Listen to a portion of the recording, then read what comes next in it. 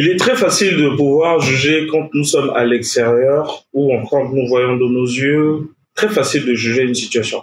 Mais il y a une réalité aujourd'hui, c'est que le parcours d'un entrepreneur est un véritable chemin de fer. Mesdames et messieurs, bonjour et bienvenue, une fois de plus encore sur ce podcast de Jeunes Émergents. Un grand plaisir pour nous de vous recevoir. Aujourd'hui, invité spécial, journée spéciale. Très connu dans le milieu congolais. Jusqu'à aujourd'hui, il est toujours Venance Alexis Gomez. Bonjour. Bonjour Emmanuel. Ça fait combien de temps que je négocie cette interview? Je dirais que tu n'as jamais négocié l'interview. Je pense même que c'est moi qui t'ai approché pour cette interview. Je ne sais pas pourquoi d'ailleurs, depuis le temps que tu me connais, depuis le Victory Palace, tu n'as jamais voulu, ou tu n'as jamais eu cette démarche vis-à-vis de moi. Tu m'as vu à l'époque, parce que tu as commencé même exact, oui. au Victory Palace. On était encore un peu plus jeunes et donc j'ai vu comment ce que tu as évolué. Et puis bon, aujourd'hui, il y a beaucoup de temps qui s'est passé. Tu t'es développé et compagnie. Et puis je me suis dit, bah, tiens, pourquoi pas? C'est un frère. Allez échanger avec lui. Le Victory Palace, on va en parler tout à l'heure. Des années se sont écoulées. Aujourd'hui, vous êtes un pionnier. Disons, on connaît très bien dans le milieu congolais, dans le milieu entrepreneurial congolais. Ça fait exactement combien de temps que vous avez lancé vos différentes activités? Combien de temps j'ai lancé mes différentes activités? Alors, si je prends le point de départ de mon activité au Congo, enfin, quand est-ce que j'ai commencé à travailler au Congo? C'est en 2012, en tant que directeur adjoint de l'hôtel Victory Palace. Et en milieu 2012, fin 2012, après avoir étudié un peu le marché, j'ai lancé EG Multiservice, qui a commencé par la location de voitures. De la location de voitures, ensuite, on s'est développé sur la location d'appartements, de villas, et ensuite, lorsque le Victory se ferme, en 2019, je lance Wooden Design. Mais entre-temps, il y a eu la création d'une boîte de nuit que tout le monde a connue, le Crystal Club. Ça, c'était plus l'activité de mon frère, mais à laquelle je suis devenu co-actionnaire par la suite. Et le Crystal Club ensuite, la Friend Zone. Et après de la Friend Zone, je me suis dit que dans le milieu de la nuit, j'ai fait le tour. Et Wooden Design est venu par la suite gonfler les rangs. Et depuis, on avance avec EG Multiservice, Wooden Design, EG Immo Service aussi, donc pour la partie immobilière. Et puis voilà, donc depuis 2012, si je puis dire, j'ai commencé à travailler au Congo et au fur et à mesure des années et des opportunités, les entreprises se sont créées. Exactement. Il fut une époque où vous étiez vraiment médiatisé, vraiment sur toutes les plateformes, sur les magazines. Je me rappelle qu'à l'époque, on n'avait pas encore créé ce lien, mais voilà, vous étiez sur toutes les plateformes avec des interviews à l'international. Mais depuis un moment, qu'est-ce qui s'est exactement passé? Pourquoi ce choix, au fait? Je pense que tu es entrepreneur comme moi. Donc, si tu lis la courbe de l'activité économique au Congo, tu verras que bien avant 2012, moi, quand j'arrive en 2012, l'économie congolaise s'est déjà un peu essoufflée par rapport aux belles années. Mais de 2012 à 2016, je dirais, la pente était ascendante et ensuite descendante. Donc, effectivement, quand il y a de l'activité dans le pays, toi-même, tu es là aujourd'hui, tu fais plusieurs choses. Tu animes beaucoup d'événements corporate en plus aujourd'hui. Donc, je pense que si tu avais les reins solides comme tu les as aujourd'hui, l'expérience que tu as aujourd'hui entre 2012 et 2016, toi-même aussi, tu aurais été plus que par ton choix, plus que tu ne l'es aujourd'hui. Pourquoi? Parce que l'économie était forte.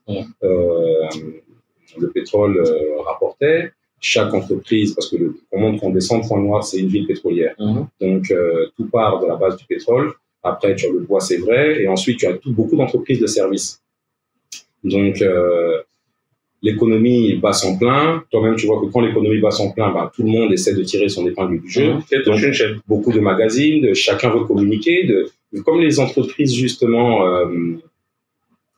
travaillent, ont des bons résultats, ont des bons chiffres, et ben forcément, toi-même, tu le sais très bien, à l'époque, chaque entreprise avait des budgets événementiels, avait des budgets de com, et des budgets même à non plus finir. Tu vois, hein, c'était des budgets à qui on voudra. Tu veux quelque chose, ben tiens, on a des budgets pour organiser ça. Prends et essaie de voir ce que tu peux réaliser.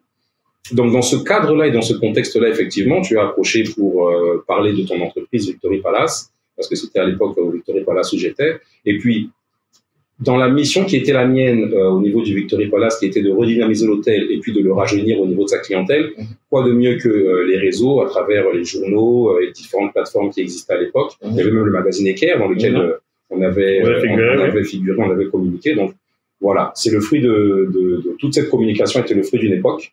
Aujourd'hui, l'activité est en dents de scie, l'activité économique au Congo est en dents de scie. Donc, il est préférable de faire avancer ces sociétés un peu plus calmement, de communiquer peut-être différemment, au lieu de passer peut-être par des magazines que très peu de personnes au fond définitif ont parfois le temps de lire. Autant mieux communiquer directement des réseaux sociaux, on va dire du business to customer, du B2C. Et donc voilà, quoi. Et puis utiliser aussi des plateformes comme la tienne pour pouvoir échanger, parler et puis présenter les différents projets si le projet est lié. Exact. Qu'est-ce qui s'est exactement passé avec le Victory Palace et le Crystal Club? C'est pas ma question, c'est la question de l'intérieur. Je rappelle que c'est des milliers de personnes qui suivent ce podcast au quotidien. Non, la question est légitime. Dites-lui, demandez-lui. Nous, on veut savoir qu'est-ce qui s'est vraiment passé avec le Victory Palace et le Crystal Club. Rien à dire. Belle clientèle, bel emplacement dans les top one de la ville de Pointe-Noire, mais un beau jour, clac, on a mis la clé sur la porte. Est-ce un problème de budget, d'économie ou de gestion? Qu'est-ce qui s'est réellement passé? Les choses sont simples. Toute personne un peu sensée, toute personne qui a une vision, qui a une lecture économique concrète du pays, en tout cas dans lequel il évolue, en tout cas du marché économique dans lequel il évolue, sera à même de pouvoir dire que l'économie du pays s'est, entre guillemets, cassé la gueule, si je puis dire de façon un peu triviale.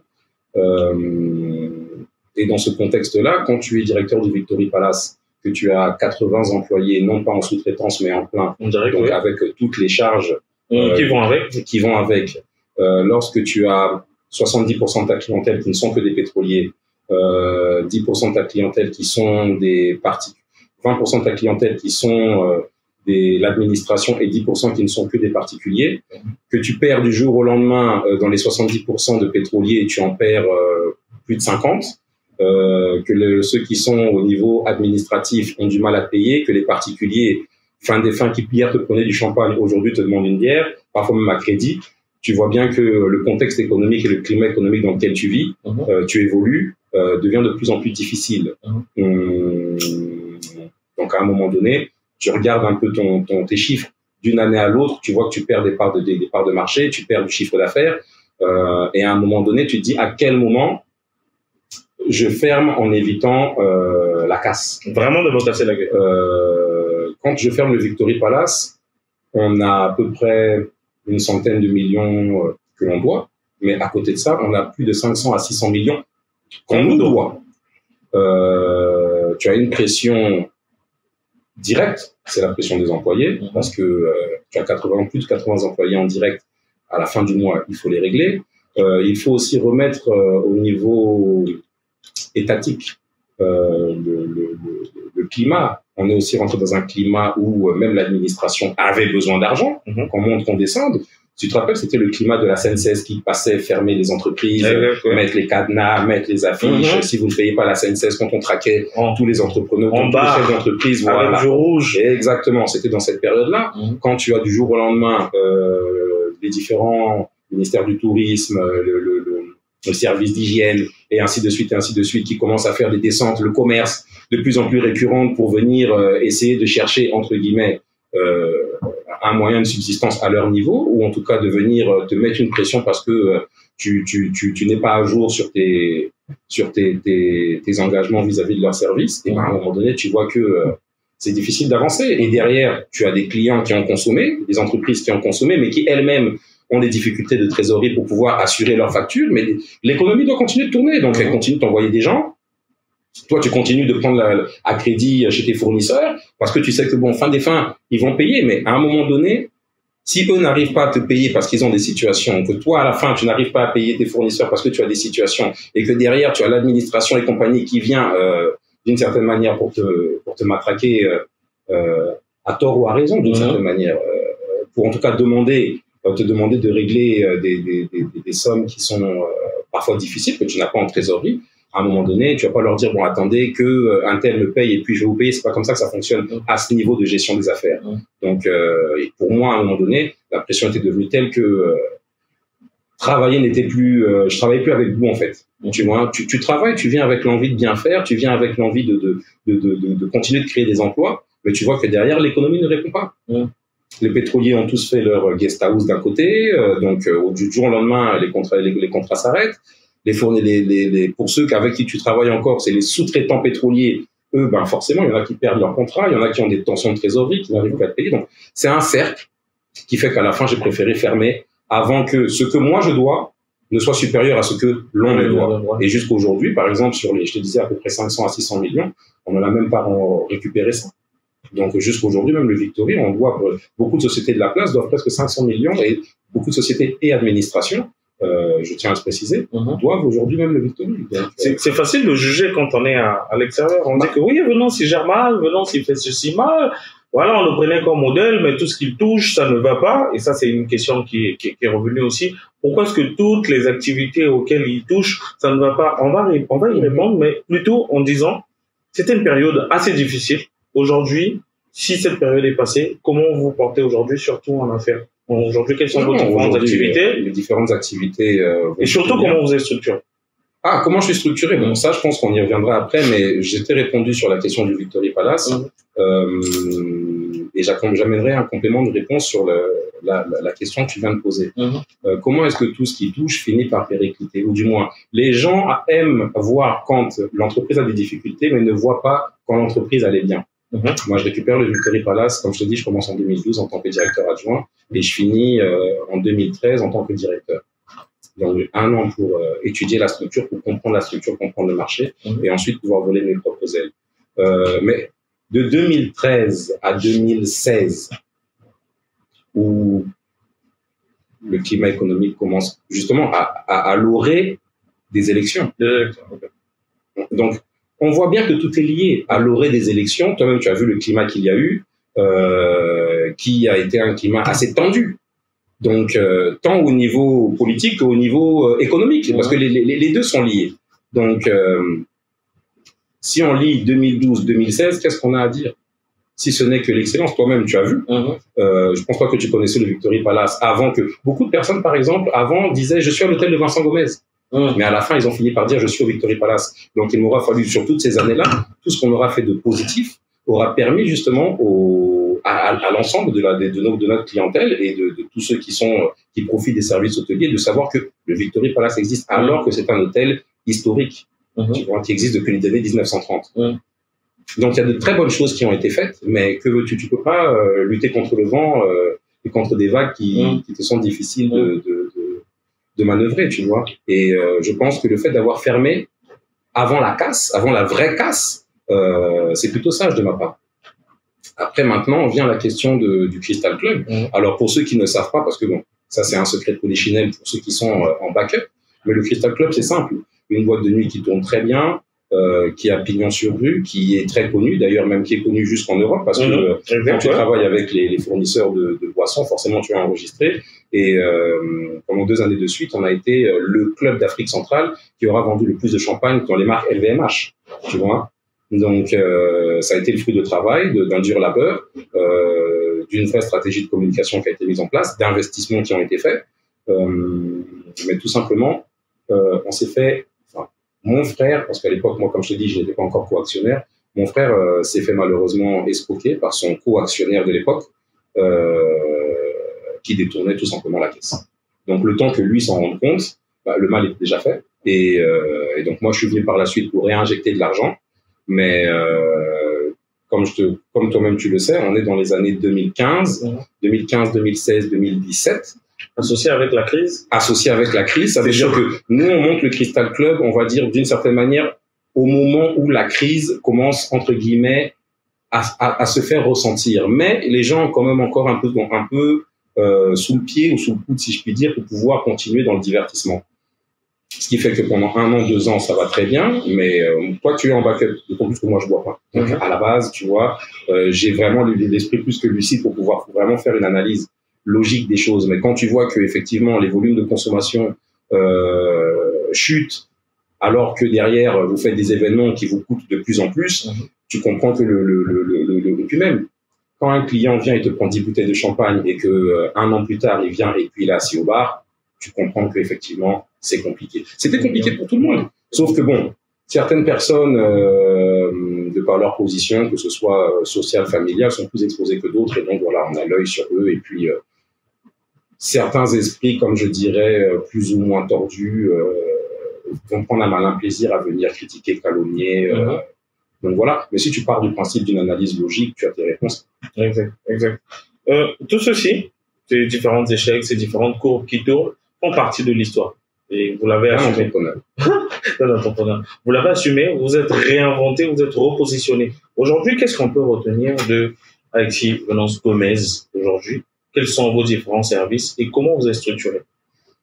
Écoute, toujours à l'époque du Victory Palace, parce que véritablement, c'est de là-bas que tout part. Je lance EG Multiservice, qui est une entreprise de location de voitures, location de villas, location appartements, à destination des clients internationaux comme nationaux qui viendraient de Brazza, d'Olizy, en tout cas de tous les recoins du Congo. La location de voiture démarre tout feu tout flamme, démarre vraiment très très bien avec de belles perspectives. On a investi pour jusqu'à avoir une flotte de presque 30 à 40 véhicules, une clientèle satisfaite, qui nous fait confiance d'ailleurs jusqu'encore aujourd'hui. De là, tu pressens justement une demande des clients. Vous pouvez nous trouver des appartements, des villas et compagnie. Bon, bah, tu vois que si un client, deux clients, trois clients te demandent, tu vas pas laisser ça à d'autres personnes. Tu lances aussi ce service. Et donc voilà, donc ça, je gérais ça en parallèle du Victory Palace. Et quand le Victory Palace ferme, après il y a Crystal Club, il y a la Friend Zone, mais toujours EG Multiservice qui continue de tourner.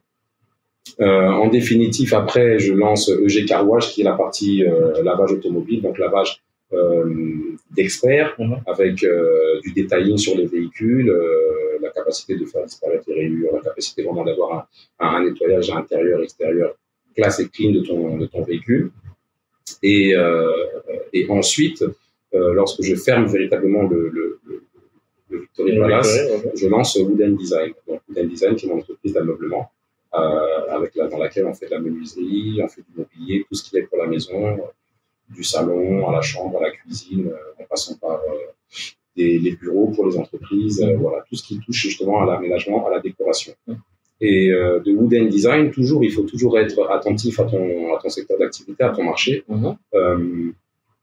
Je voyais justement que certains de mes clients me demandaient d'équiper leurs appartements, parce que toujours au sortir de la crise, lorsque les pétroliers, le pétrole était encore à ses beaux chiffres, et que tous les pétroliers justement avaient besoin de location de villas, location d'appartements, du jour au lendemain, lorsque la bulle spéculative, lorsque tout ça s'est ralenti, et ben beaucoup de propriétaires se sont retrouvés avec des villas vides, des appartements vides pendant longtemps, et en espérant justement qu'il y ait un rebondissement. Ça va reprendre, mais malheureusement, comme ça n'a pas repris, ils ont eux-mêmes décidé de pouvoir louer en direct avec d'autres clients. Parfois, certains ont enlevé des agences pour pouvoir les louer en direct. Après, vu qu'il y a eu aussi une recrudescence des flux Point Noir Brazza, avec le Covid, lorsque le Covid est arrivé, beaucoup d'hôtels ont dû fermer leurs portes. Certains se sont dédiés à la gestion du personnel qui allait en mer, justement, qui avait besoin d'un service de quarantaine. Et beaucoup de personnes, justement, se sont retrouvées avec des appartements et des villas vides. Ils ont donc voulu faire du meublé. Et c'est là où, justement, Wooden Design est entré en action pour pouvoir proposer les services d'ameublement de ces différents biens immobiliers. Mais tu te rends bien compte aussi que c'est beaucoup de personnes, beaucoup de clients qui n'ont pas le temps de gérer leurs biens. Et donc, c'est là où, justement, je leur fais la proposition.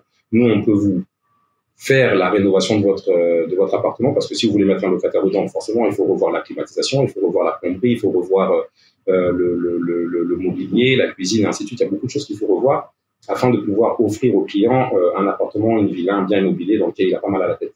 C'est pas d'y rentre aujourd'hui, demain il t'appelle, il n'y a pas d'eau chaude. Donc, et nous, justement, on prend l'appartement, on fait les travaux, on le meuble, on le gère, on trouve le locataire, et puis le client, à la fin du mois, sur son compte bancaire, il voit que les trades sont payés.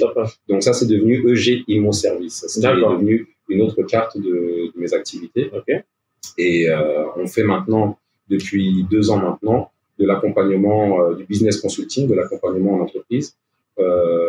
Mais ça encore, j'en parle pas aujourd'hui parce qu'il y a des gros projets qui arrivent, donc on va pas se porter la vie. On aura l'occasion de vous suivre sur le terrain pour voir comment ça évolue.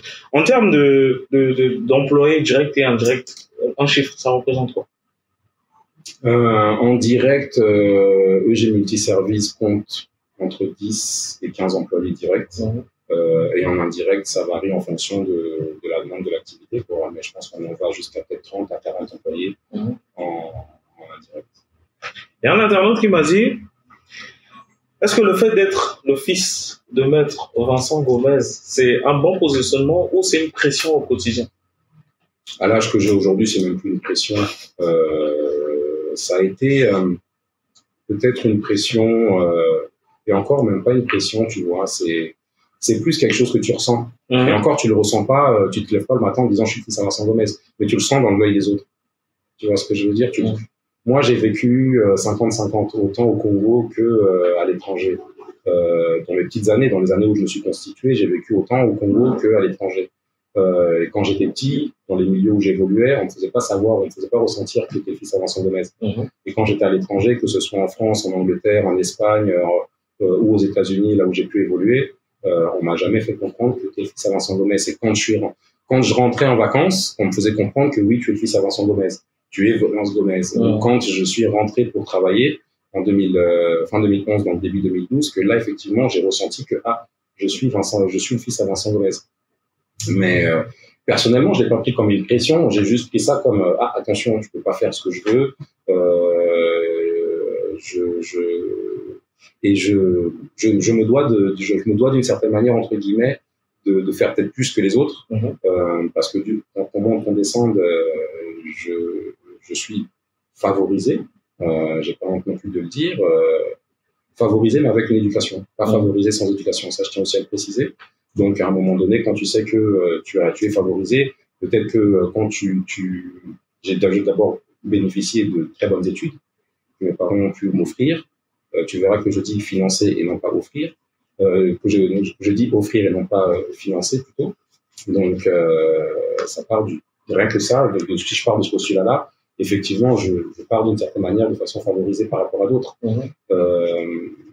Et après, ça te pousse justement à faire 2 fois plus peut-être, on va dire un peu plus, mais peut-être 2 fois plus que ce que les autres font. Je pense que tu me connais suffisamment pour savoir que je suis un bourreau de travail.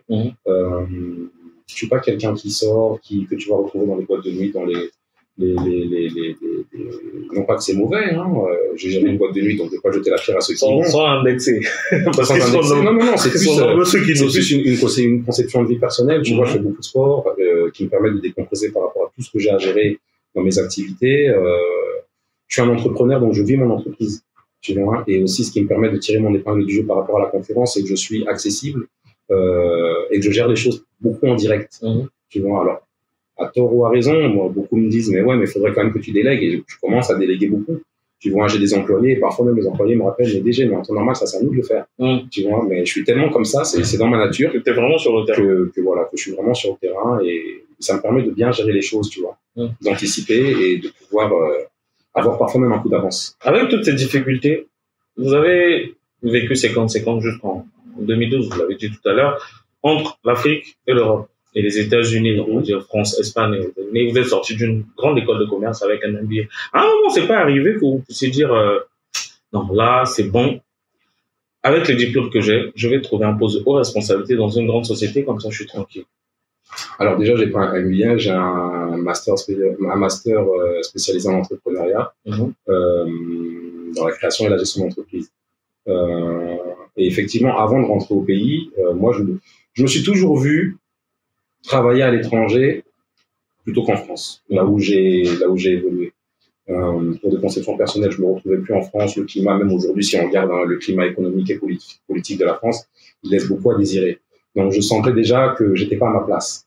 Je me sentais mieux aux États-Unis, par exemple, qu'en France. Mais vu que là-bas, ils ont la gâchette facile et que Moi, je suis noir et là-bas, en fait, je suis noir africain, afro-américain. Tu vois, donc déjà là, ils avaient une vision du rapport à la négritude qui, moi, me déplaisait un peu. Donc, je me suis vu partir en Australie. J'ai eu une opportunité d'aller travailler en tant que directeur adjoint d'une grosse société en Australie. Et lorsque j'ai fait l'annonce à mes parents, et ben ils m'ont dit, enfin surtout mon père qui m'a dit, monsieur, mais il doit y avoir un retour sur investissement parce que voilà, on a quand même éjecté dans l'argent dans l'éducation. Il y a quand même quelqu'un qui a investi dans tes études et puis avec la vision justement de pouvoir te proposer un challenge. Donc le challenge, c'était le Victory Palace, que personnellement je ne connaissais même pas. Je savais même pas quand on m'a proposé le Victory Palace, la gestion du Victory Palace. J'y avais jamais mis les pieds, par exemple, tu vois. Je savais que c'était l'hôtel de mon père, mais je n'y avais jamais mis les pieds. C'était pas quelque chose qui m'intéressait. Sinon, il m'aurait dit, fiston, il y a un hôtel que tu vas aller gérer, il faut que tu fasses de l'hôtellerie. C'est logique, tu vois. Mais il m'a laissé évoluer et à la fin, il m'a fait cette proposition. Et comme je suis pas un ingrat, j'ai accepté cette proposition. La vie en Afrique, au Congo plus particulièrement, ne me déplaisait pas. C'est quelque chose que je connaissais. C'est un pays dans lequel j'ai évolué. C'est mon pays. Donc, pourquoi ne pas revenir, quoi. Très bien. Aujourd'hui, vous avez continué à évoluer. Donc, en dehors de ce poste à responsabilité que vous avez refusé à cause de l'obligation familiale, vous êtes revenu au Congo. Mais est-ce qu'au Congo, à un moment, vous n'avez pas eu des propositions pour travailler dans les sociétés? Ben écoute, je suis souvent démarché sur LinkedIn pour aller travailler dans d'autres pays. On m'avait fait une proposition sur Dubaï qui était vraiment très intéressante. On m'a fait aussi récemment une proposition sur Abidjan. Mais la vie d'entrepreneur, on a du mal à s'en défaire en fait, tu vois. Même si ce qu'on me propose au niveau d'Abidjan ou de Dubaï, c'était vraiment très intéressant. Il n'y a pas être entrepreneur, c'est d'abord être libre. Mais cette liberté-là, c'est une liberté qui nécessite un sacrifice de tous les jours. C'est un prix, c'est un sacrifice de tous les jours. Ça veut dire que il faut être derrière ces activités. Même si tu as embauché un directeur adjoint et compagnie, si tu n'es pas derrière, forcément, ça va. Et puis, lorsque tu as créé toi-même des entreprises avec ta vision, tu sais où est-ce que tu veux mener l'entreprise. C'est pas quelqu'un d'autre. Même si tu lui as expliqué de midi à 14h, voilà où je veux emmener l'entreprise, il n'y a que toi qui sais comment est-ce que tu veux faire pour amener ton entreprise d'un point A à un point B. Donc, non. Après, vraiment, si demain on me dit que bon, il y a un poste avec un vrai salaire derrière, aujourd'hui j'ai 2 enfants, je pense que pour elle, je ferai le sacrifice, tu vois, de pouvoir essayer d'organiser les choses ici et de pouvoir peut-être les piloter de l'étranger en ayant une autre activité. Mais bon, je ne veux pas non plus faire un burn-out ou des choses comme ça. Donc, jusque-là, on va dire, chaque chose en son temps. Wood & Design, on n'est pas encore arrivé, par exemple, au bout de ce que je veux pour cette entreprise. Comme je t'ai dit, on a commencé par l'ameublement et après de l'ameublement, on est rentré dans la rénovation et aujourd'hui, on travaille dans le nord du pays. Donc, mais je suis pas encore arrivé, tu vois. Moi, je voudrais, par exemple, je rêve dans Wood & Design où je puisse exporter mes meubles, par exemple, à Kinshasa, au Gabon. Donc voilà, donc c'est un rêve que j'ai en tête et s'il plaît à Dieu de pouvoir m'aider à le réaliser, allons-y. Vous êtes beaucoup ancré dans cette vie entrepreneuriale où vous avez du mal à lâcher, mais c'est un chemin qui est vraiment difficile. S'il faudra définir la vie ou le chemin entrepreneurial, par quel mot vous allez définir? la chemin de croix? Peut-être pas un chemin de croix, parce qu'un chemin de croix, ça, pour moi, en tout cas personnellement, je l'interprète avec une connotation où tu subis les choses. Tu vois ce que je veux dire? Tu subis, tu souffres plus que le côté passionnel de la chose, tu vois. Je dirais pas un chemin de croix. Je dirais il faut du sérieux, du professionnalisme, de l'abnégation, de la résilience, de la combativité, de la tempérance. Tu vois, c'est beaucoup de notions comme ça.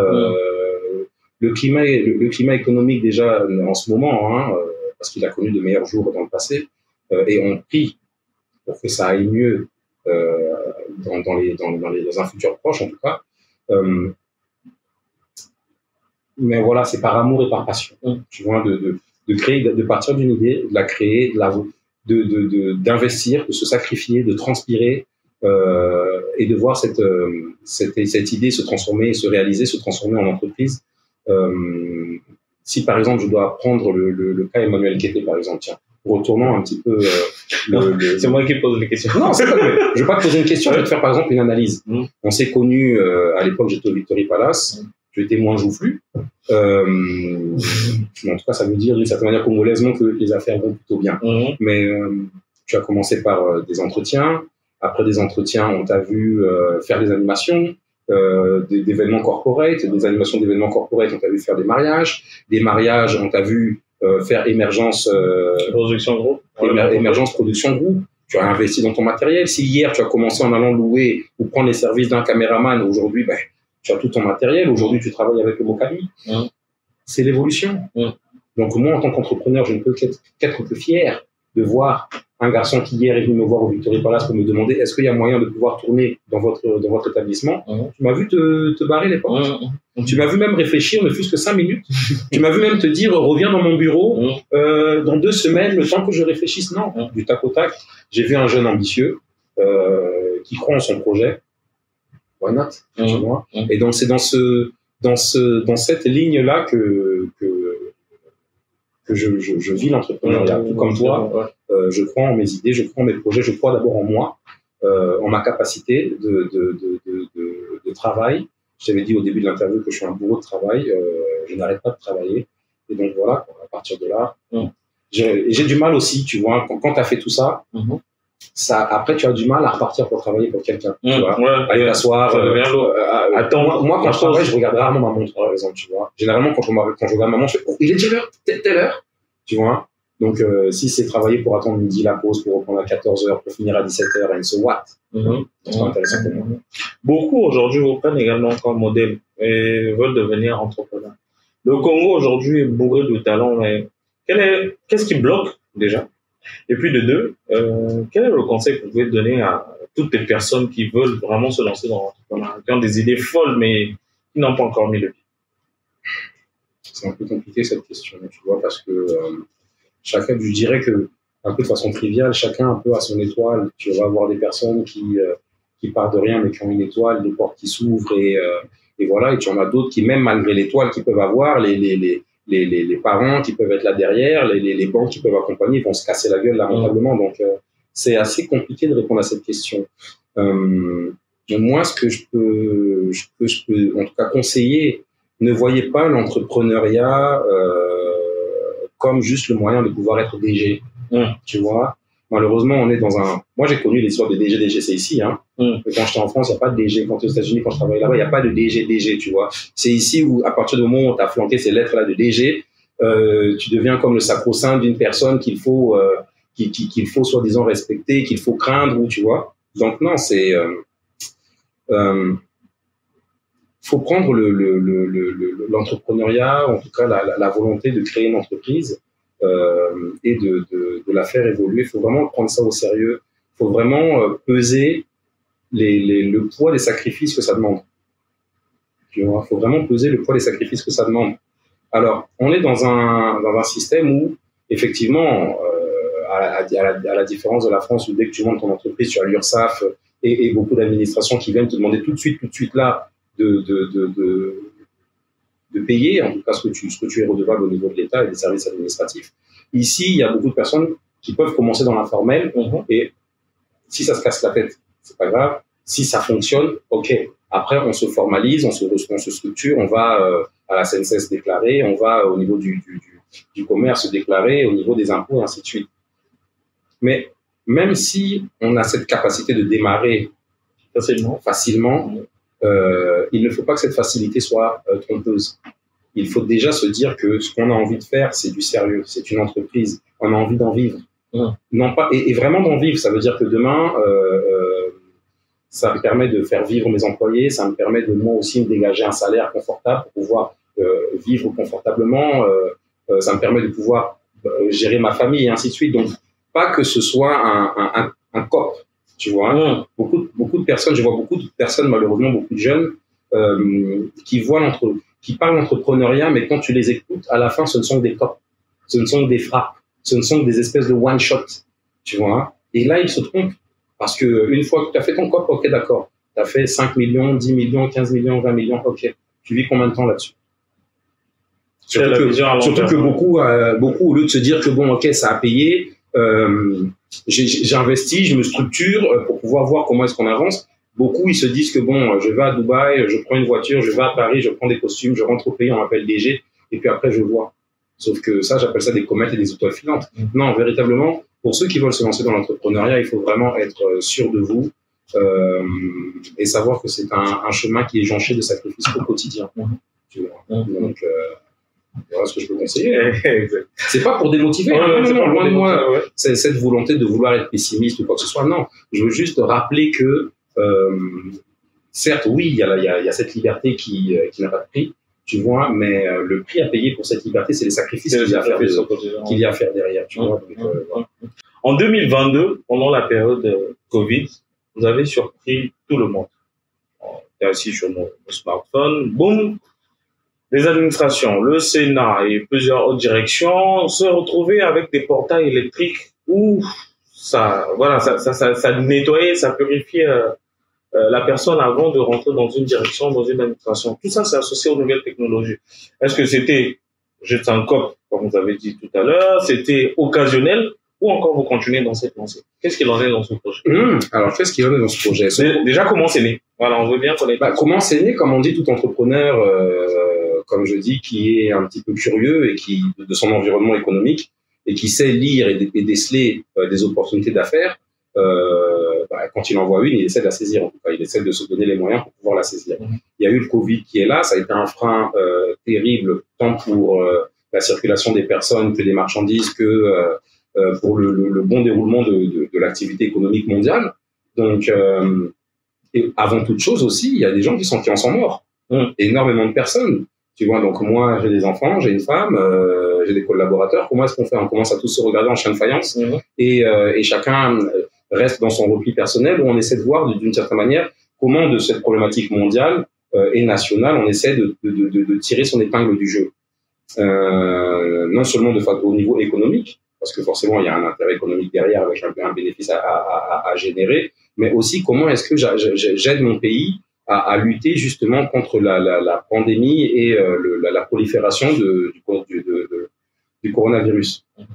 Et en cherchant, en essayant de se renseigner, parce que fin des fins, comme on dit, si aujourd'hui il y a des chercheurs qui cherchent différents vaccins et médicaments pour lutter contre certaines pathologies, et ben forcément le coronavirus, il y a sûrement des gens qui sont en train d'essayer de trouver des solutions. Et en allant chercher sur Internet, on a trouvé qu'il y avait des portiques désinfectants contre la bactérie de la coronavirus, parce qu'on dit la coronavirus, tout comme les gels hydroalcooliques que l'on a vu apparaître dans le pays. Et ben on s'est dit avec mon associé, à qui je passe le bonjour d'ailleurs, qui est aussi un excellent entrepreneur. On a l'occasion de le recevoir. Pourquoi ne pas essayer justement de faire cette proposition à l'administration? En l'occurrence, à l'époque, c'était le ministère de la Santé, donc avec Madame Nicolo, que je salue aussi, qui nous a beaucoup aidé justement dans le développement de la réalisation de ce projet avec ses équipes. Et donc voilà, donc on a eu à avancer donc pour développer ce projet. On a eu à faire de la pédagogie, à présenter ça justement au Sénat, à présenter ça aux députés. Et ensuite, il a fallu constituer le dossier pour pouvoir faire la vente au niveau de l'État. Et c'est là justement que toute personne qui va faire des affaires au Congo se rendra compte que connaît la réalité parce qu'on a un portefeuille administratif qui est très épais. Et donc, effectivement, lorsque tu rentres dans ce cheminement, c'est un cheminement qui est long et périlleux, qui coûte aussi. Et donc, voilà. Mais en tout cas, j'ai beaucoup appris. J'ai beaucoup appris de cette expérience à travers justement ce projet de la Sanibox. Aujourd'hui, je suis mieux structuré. Si demain matin, par exemple, je souhaite aller répondre à des appels d'offres d'État, je connais le chemin aujourd'hui, tu vois. Donc, si l'opportunité se représente, en tout cas, si ce type d'opportunité se représente, peut-être pas type Covid et compagnie, parce qu'on ne le souhaite pas, mais si demain, par exemple, j'ai l'opportunité de faire des propositions d'équipements divers et variés à l'endroit de tel ministère ou tel ministère pour leur permettre de pouvoir s'équiper. Je ne vais pas te sortir, parce que j'ai déjà travaillé sur plusieurs propositions de projets sur différents ministères, donc je ne vais pas te donner là, ce serait donné à la concurrence. L'occasion de chuper les idées. L'occasion de chuper les idées, mais voilà, c'est pour te dire que si par exemple demain j'ai d'autres opportunités comme ça qui se représentent, j'irai volontiers, même si je sais que le chemin est long pour pouvoir passer de l'idée clé à la réalisation et à la vente aussi. Donc voilà quoi. Mais c'est une bonne expérience. Excuse-moi, je finirai en disant que justement, de cette expérience, tu vois, l'entrepreneur ne doit pas voir l'échec comme une fin en soi. Tu vois ce que je veux dire? Moi, je ne vois pas les choses comme un échec, je vois les choses comme un apprentissage. Ça n'a pas marché, ok, d'accord, ça t'a tué, non. Ça t'a siphonné ton compte, je ne pense pas. Mais donc, tu as encore de l'argent pour pouvoir rebondir, ok, d'accord. Et même si ça a siphonné ton compte, au moins, tu restes avec l'apprentissage de ce que ça a pu te générer pour te permettre de mieux faire si tant est que tu as encore la foi et la fougue de pouvoir te relancer sur d'autres projets. L'échec n'est pas une fin en soi. Le chemin de l'entrepreneur est vraiment varié et il y a beaucoup de difficultés autour. Donc, on va continuer et on arrive peu à peu à la fin de notre interview. Aujourd'hui, quels sont vos objectifs à long terme? Employer beaucoup de Congolais. Inch'Allah. S'il plaît à Dieu de me donner cette grâce. Non, enfin, oui, s'il plaît à Dieu. Dans tous les cas, on aura toujours besoin de personnel, on aura toujours besoin de collaborateurs. Moi, c'est surtout déjà avoir la volonté que l'économie du pays se redresse véritablement afin que chacun dans l'entreprise, dans le secteur d'activité qui est le sien, puisse justement se développer. Parce que tu ne peux pas... L'économie, c'est un ensemble. Tu peux pas avoir un protagoniste d'un secteur économique qui s'en sort et puis tout autour, ça ne va pas. Tu vois ce que je veux dire? L'économie, c'est un ensemble. Si ça va pour moi, forcément, ça doit aller pour toi. Et parce que l'argent, c'est une chaîne. L'argent circule d'une poche à une autre, d'une trésorerie à une autre, d'une banque à une autre. Donc, tout ce que je peux souhaiter, en tout cas, c'est que l'économie du pays, premièrement, aille mieux, avec de véritables perspectives dont on peut palper les retombées assez rapidement, parce que aussi il y a le temps, la question du temps, personne ne la maîtrise à part Dieu.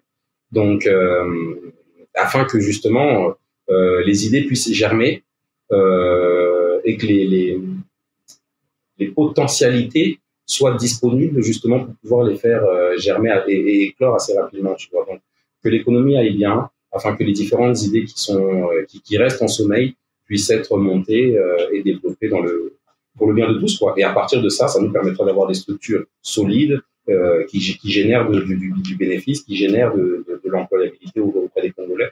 Et c'est comme ça qu'on avance. Une dernière question avant de pouvoir clore cette interview. Beaucoup de savoir, beaucoup d'expérience. C'est encore un internaute parce qu'ils sont nombreux. Ils me posent des questions tout le temps. Ils disent, est-ce qu'il n'y a pas moyen qu'il partage son expérience ou il veut garder tout ça pour lui?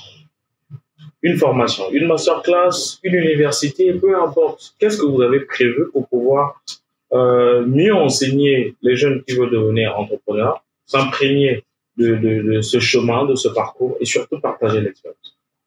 Alors,